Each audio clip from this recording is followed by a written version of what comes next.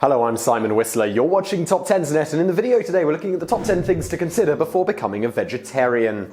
Millions of people currently subsist on a diet free of meat, and millions more do so on a diet completely free of any animal produce whatsoever. For some reason, what a person chooses, or rather in this case chooses not to eat, is a weirdly contentious issue online. So we compiled a list of 5 pros and 5 cons of a vegetarian or vegan diet that you may want to consider if you're thinking about not eating meat in the future. Do note before we get started that there is an unbelievable amount of misinformation about the topic of vegetarian diets online from both sides of the aisle. To be clear, this video neither supports nor condemns the idea of abstaining from eating meat. It's simply an interesting topic that has become highly politicized, and we just wanted to challenge that with a video that takes a more balanced approach. So we're going to start with 5 cons and then we're going to move on to 5 pros.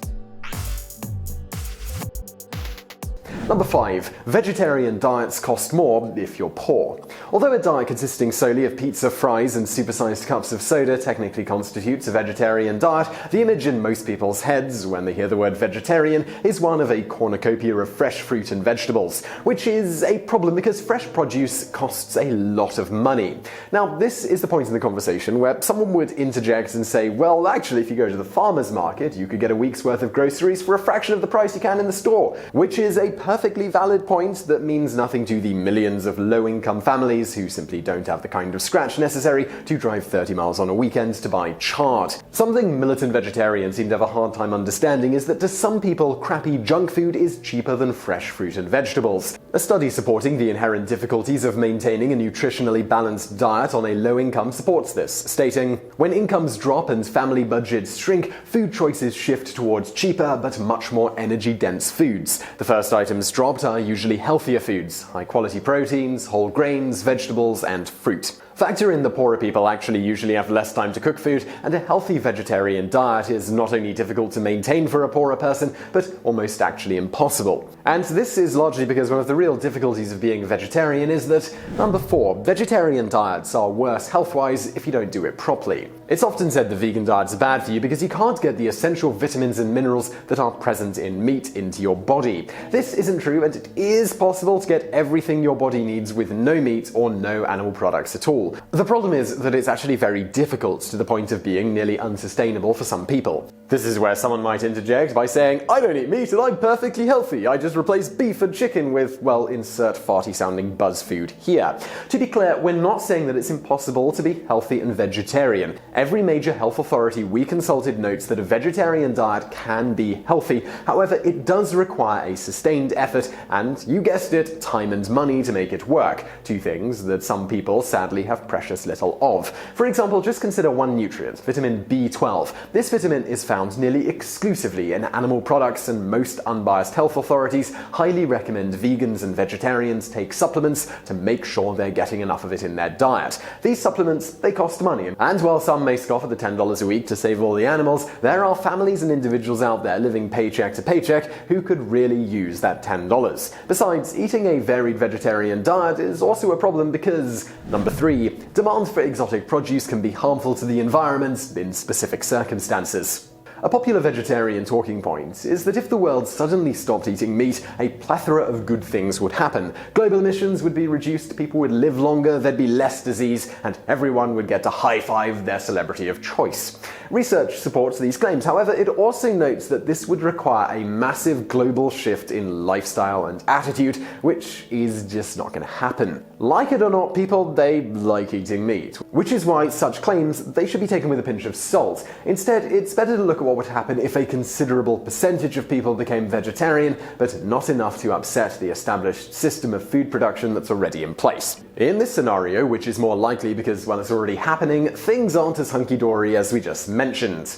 In particular, research has shown that in some specific circumstances, growing the equivalent amount of vegetables is much more resource-intensive than just raising animals for meat. A key problem is that not every fruit or vegetable can be grown year-round without a major investment of resources. Likewise, Likewise, the demand for more exotic health foods like quinoa has had a major impact on the environment because it has to be shipped across the ocean, along with all the bananas you're cramming into a smoothie. If you really care about the environment, it's almost guaranteed that a steak from a farm 10 miles down the road has caused less overall damage to the environment than a kiwi fruit shipped halfway around the world and driven 300 miles across the country. It's also worth keeping in mind that the truck carrying your kale probably hit like 3 birds on the way to the store because, number 2, a vegetarian diet still harms tons of animals. A problem with producing food on the scale that Western humanity does is that it's impossible to rule out with any certainty any foodstuff you buy isn't responsible for at least one animal death. Whether it's field mice being hurled into a thresher alongside a couple of thousand stalks of corn, or the natural habitat of woodland creatures being razed to the ground to make way for fields,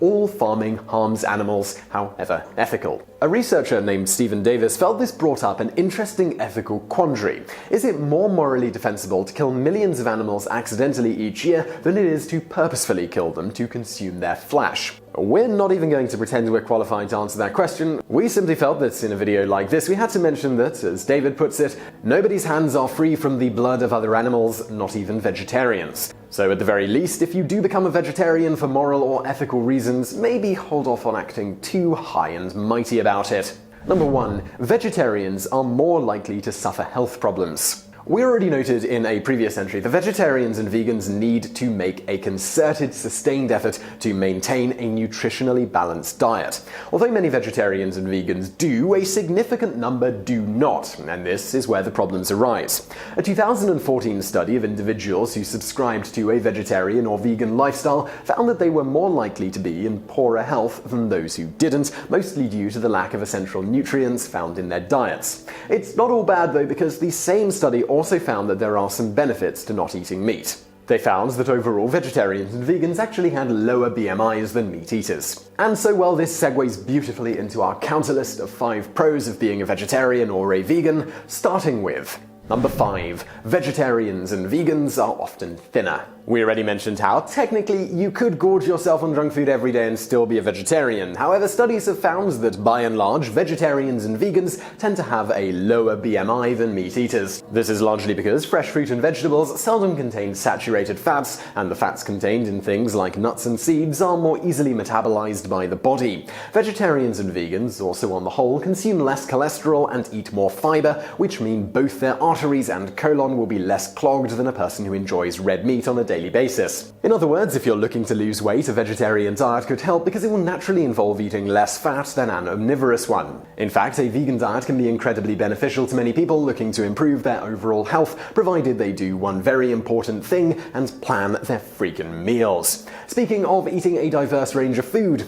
number 4. A good vegetarian diet is rich in lesser consumed vitamins and minerals. While it's certainly true that, as mentioned previously, vegetarians and vegans struggle to consume a healthy amount of certain specific minerals and vitamins more commonly found in meat products, the inverse is also true. By which we mean that, by the nature of eating a diet rich in lesser consumed foodstuffs to get these vitamins and minerals, vegetarians and vegans get the added benefit of also consuming less common nutrients that can be beneficial to the body. For example, one study found that a vegetarian diet is associated with many health benefits because of its higher content of fiber, folic acids, vitamin C and E, potassium, magnesium, and many phytochemicals, and a fat content that is more unsaturated. We won't go into detail about what all of these long, impressive sounding words mean, but suffice it to say that consuming adequate amounts of them are all linked to good health and well-being. Another less commonly touted fact about having a vegetarian or vegan diet is that, number 3, it can give you better antioxidant status.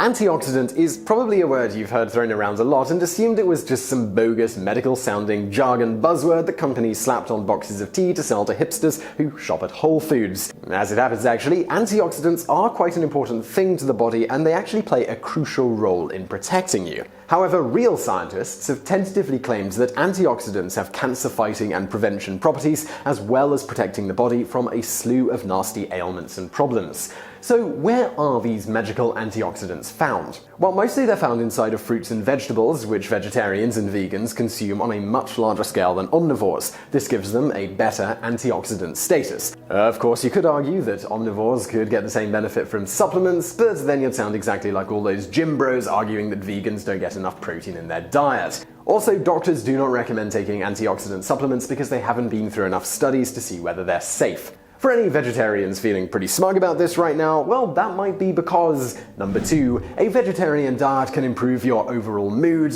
in the short term. As Bart Simpson once said, "You don't win friends with salad." Well, to counter that flawless logic, there's also a study that shows you don't have a good time eating meat either. To explain, a randomized study conducted in 2012 about what would happen to the mood of individuals when placed on a restrictive diet found that when omnivores abstained from eating meat, fish, and poultry over a 2-week period, their mood increased significantly. It's important to note that this study was rather small and had no conclusive results, but it may be worth keeping in mind that at least one study has shown that eating a couple of extra apples and not having a colon clogged with cow flesh made some people feel a little better. We should point out, though, that there have also been studies showing the opposite of this, that a vegetarian diet is linked to poor mood and even depression. However, most experts believe this to be a side effect of iron deficiency, which arises as a result of poor meal planning on behalf of some vegetarians, something we've noted is a really bad idea in general. Besides, the risk probably is worth it given that, number 1, a vegetarian diet might protect you from dying of a heart attack. This is probably the most controversial item on this list, so, well, allow us to explain. There's a growing body of evidence that suggests a vegetarian or vegan diet can protect you from a host of horrible diseases, in particular heart disease. This is because the number 1 thing linked to heart disease, besides smoking, is a diet rich in red and processed meats, which you've probably heard vegetarians don't eat that much of. In addition, eating lots of processed meat has been linked to all kinds of cancers, which are, well, bad. As vegetarians will, by default, never eat either of these things, they're naturally much less at risk of any of the potentially life-threatening side effects of consuming it. This isn't to say that vegetarians aren't at risk of heart disease or cancer, it's just that their diet means they're in a much better place to avoid it. Think of it like walking on the sidewalk. You can still be hit by a car, but there's more of a chance it's going to hit the guy walking in the middle of the road while eating a steak. Now, of course, as this video has discussed in detail, there are still major cons of a vegetarian or vegan diet that you need to be mindful of, but at least for now, well, hopefully you have a more nuanced opinion on the subject after watching this video. And so, well, I really hope you did enjoy this video, and if you did, please do hit that thumbs up button below, and don't forget to subscribe for brand new videos just like this every day of the week. Also, over there on the right, a couple of other videos that you might enjoy if you enjoyed this one, and as always, thank you for watching.